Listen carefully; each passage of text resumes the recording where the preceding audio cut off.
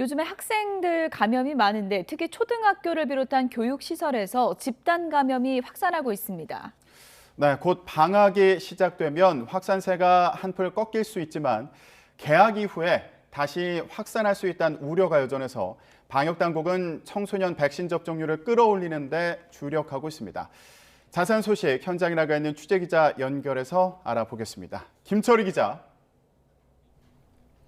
네, 서울 강남구 초등학교에 나와 있습니다. 네, 그곳에서도 집단 감염이 발생했는데 지금 상황은 어떻습니까? 네, 제가 나와 있는 이곳 초등학교에서도 집단 감염이 발생했습니다. 지금은 방학 기간에 들어가면서 교문이 굳게 닫혀 있는데요. 이 학교에서 첫 확진자가 나온 것은 지난 14일입니다. 학생이 첫 확진 판정을 받은 뒤 2개 학년에서 학생 20명 정도가 감염됐고 가족들에게까지 바이러스가 퍼졌습니다. 이후 감염이 확인된 학년 학생들은 모두 검사를 받았고요.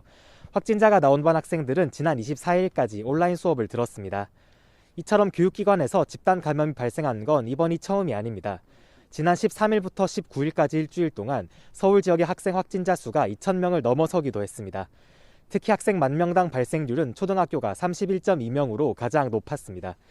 교육기관 감염이 계속되고 있는 가운데 이번 주를 기점으로 학생들이 본격적인 방학에 돌입하는데요. 확산세는 한풀 꺾일 것으로 보이지만 겨울 방학이 끝나는 시점에서 재확산 우려는 여전합니다. 이에 따라 방역당국은 12살에서 17살 사이 소아청소년들의 백신 접종을 계속해서 권고하고 있습니다. 정은경 질병관리청장도 백신 미접종 학생의 코로나19 발생률이 접종 완료 학생보다 25배 높았다며 접종 중요성을 강조했습니다.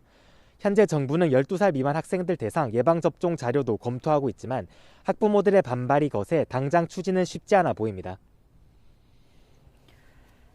지금 오미크론 확진자는 몇 명까지 늘었습니까?